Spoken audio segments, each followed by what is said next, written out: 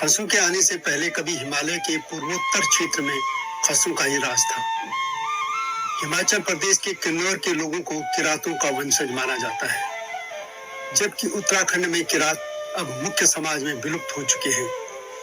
उत्तराखंड के शिल्पकारों को भी किरात और कोलिया वंशीय लोगों का वंशज माना जाता है। यह भी कहा जाता है कि उत्तराखंड के शिव मंदिरों के पुजारी भी किरातों के ही वंशज हैं। नेपाल में किरात आज भी अपना अस्तित्व बनाए हुए हैं और यही जानकारी इस वीडियो में दूंगा। माना जाता है कि किरात सिंधु सभ्यता के समय से हिमालयी ढलानों में रह रहे हैं। यह भी कहा जाता है कि हिमालयी क्षेत्र में कोलिया वंशियों के बाद किरात आए थे। हिमालय का इतिहास लिखने वाले एटकिंसन का मानना है कि किरात भी हिमालय में उसी रास्ते से आए जहां से नाग व खश आए थे, यानी वे भी कश्मीर के रास्ते से आए और पूर्व की ओर बढ़ते चले गए। हालांकि अधिकतर इतिहासकार मानते हैं कि किरात लोग हिमालय क्षेत्र में कोल जातियों के बाद आए। वे एक तिब्बती बर्मी जातीय समूह में हैं और जो कि असम की तरफ से हिमालय की ओर आगे बढ़े थे। किरात जाति के लोग नेपाल में बड़ी संख्या में हैं। वे आर्य नहीं है और माना जाता है कि वे बर्मी मंगोल समूह से हैं। यह भी कहा जाता है कि किरात लोग पूर्व में ब्रह्मपुत्र नदी और उसकी सहायक नदियों के किनारे किनारे हिमालय क्षेत्र में आए। उन्होंने असम, भूटान, नेपाल में बड़ी बस्तियां बसाई। यह भी माना जाता है कि किरात लोग हिमालय के दक्षिण क्षेत्र में उत्तराखंड, हिमाचल प्रदेश होते हुए कश्मीर तथा मोहनजोदड़ो तक फैल गए थे। किरात भी पशुपालक थे और तीर कमान से शिकार भी करते थे। सिंधु सभ्यता काल में ये लोग हिमालय के ढलानों पर बस चुके थे। प्लिनी, टॉलेमी और मेगास्थनीज के लेखों में भी किरातों के विषय में कई उल्लेख हैं। टॉलेमी ने इन्हें करादिया लिखा है और भारत में इनकी विस्तृत बस्तियों का उल्लेख किया है। जैसा कि मैंने पहले भी कहा, भारत में किरात अपनी पहचान खो चुके हैं, लेकिन नेपाल में उनकी पहचान बनी हुई है। कुछ लोग थारों को भी किरातों से जोड़ते हैं, लेकिन थारू समाज के लोग खुद को राजस्थान मूल का बताते हैं। इतिहासकारों का मानना है कि हिमाचल प्रदेश के किन्नर क्षेत्र के लोग भी किरातों के वंशज हैं। नेपाल में किरातों के वंशजों में राय, लिंबू आदि माने जाते हैं। राय या रई या खम्बू नेपाल, सिक्किम तथा दार्जिलिंग क्षेत्र में रहते हैं। राय का असली नाम खम्बू है और राय का मतलब होता है राजा। इसी तरह लिंबू जनजाति भी पूर्वी नेपाल, बर्मा, भूटान और भारत के दार्जिलिंग, कलिम्पोंग और जलपाईगुड़ी, सिक्किम, असम और नागालैंड में रहते हैं।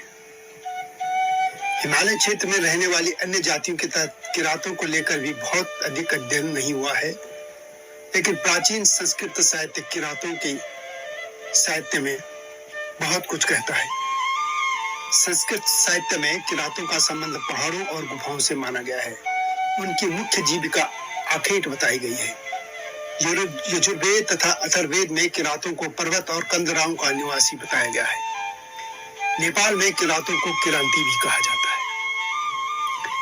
नेपाल में अधिकतर किरात अब बौद्ध हैं, लेकिन उनके पूर्वज हिंदू थे।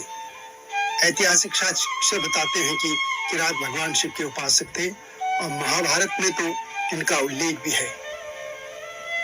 महाभारत पर्व में लिखा है कि अर्जुन जब एक शुकर के पीछे तीर धनुष लेकर शिकार करने जा रहे थे, तो उस समय भगवान शिव से उनका किरात रूप में ही युद्ध हुआ था। जहाँ किरात रूप में भगवान शिव और अर्जुन का युद्ध हुआ था, वह गढ़वाल श्रीनगर के आगे बलकनंदा नदी के बामकूल पर बद्रीनाथ रोड पर एक चट्टी पर है और जिसका नाम बिल्व केदार है। भगवान शिव किरातों के इष्ट देवता माने जाते रहे हैं और इसलिए ऋषि वशिष्ठ ने उन्हें शिष्णदेव कहा है। शिष्णदेव का अर्थ होता है लिंग को देवता मानकर पूजने वाले। यजुर्वेद तथा अथर्ववेद में इस जाति का उल्लेख पर्वतीय गुफाओं के निवासियों के रूप में किया गया है। रामायण काल में भी किरात मौजूद थे। भगवान श्री राम के वनवास जाने पर उनके कुलगुरु महर्षि वशिष्ठ कुछ समय के लिए उत्तराखंड के टिहरी के हिंदगांव क्षेत्र में आए थे, तो वहां उनकी मुलाकात किरातों से हुई थी। मनुस्मृति में भी कई अन्य अनार्य जातियों के समान किरातों को भी प्राप्त क्षत्रियों में गणना उनकी की गई है। दोस्तों, नेपाल में किरात राज्य स्थापित करने वाले यलंबर भी महाभारत से जुड़े हैं। यह उस काल की बात है जब सभी किरात सनातनी यानी आज के हिंदू थे। महाभारत के बर्बरी को ही नेपाल के यलंबर के नाम से जाना जाता है। वे पांडुपुत्र महाबली भीम और हिमालय की बेटी हिडिंबा के पौत्र और घटोत्कच के पुत्र थे। बर्बरी ही नेपाल के प्राचीन किरात साम्राज्य की संस्थापक है। कुछ लोगों के मन में यह प्रश्न आना स्वाभाविक है कि बर्बरी तो आर्य भीम के पौत्र थे, फिर वे किरात कैसे हो गए?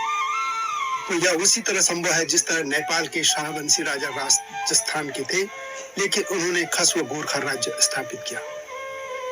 बर्बरी की दादी हिडिंबा तो जो हिमालय वासी थी, वह आर्य नहीं थी, राक्षस कुल की थी। नेपाल के किरांती राजा बर्बरी यानी यलंबर ने प्राचीन गोपाल वंश को पराजित करके 8000 BC में काठमांडू उपत्यका में किरात साम्राज्य की स्थापना की थी। यह एक मान्यता है और माना जाता है कि उनका किरात साम्राज्य पश्चिम में त्रिशूली नदी से पूर्व में तीस्ता नदी तक फैला हुआ था और इस वंश में 32 किरात राज्य हुए। कुछ लोग हिमालय क्षेत्र में राज करने वाले कुलिंद या पुलिंद या कुलिंद इन सभी को किरातों से जोड़ते हैं। कुलिंद उत्तराखंड क्षेत्र की पहली राजनीतिक शक्ति थे और उत्तराखंड के पहाड़ी क्षेत्रों में 3वीं 4वीं तक कुलिंदों का ही शासन था। महाभारत में किरातों को हिमालयवासी बताया गया है। वे लोग फल फूलों का आहार करते थे और मृगछाला पहनते थे। प्राचीन ग्रंथों में इन्हें सुनहरे या पीले रंग का बताया गया है। योग वशिष्ठ ग्रंथ में भगवान श्री रामचंद्र जंगल में किरातों के फैलाए जाल के बारे में कहते हैं। इससे संकेत मिलता है कि प्राचीन युग में किरातों को शिकारी समुदाय के रूप में देखा जाता रहा था।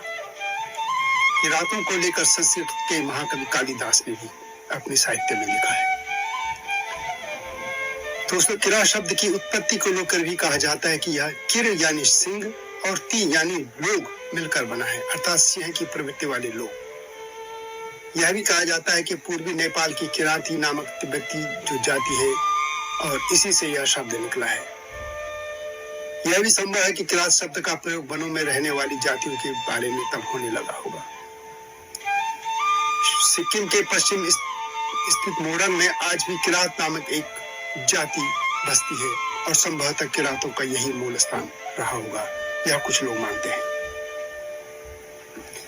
यह भी साक्ष्य मिले हैं कि किरात लोग हिमालय के अलावा मैदानी क्षेत्रों में भी निवास करते थे। मध्य प्रदेश के सांची के स्तूप पर किसी किरात भिक्षु के दान का उल्लेख मिलता है। दक्षिण भारत में नागार्जुनी कोट के एक अभिलेख में भी किरातों का वर्णन हुआ है। माना जाता है कि किरातों की कुछ बस्तियां कर्नाटक में भी थी।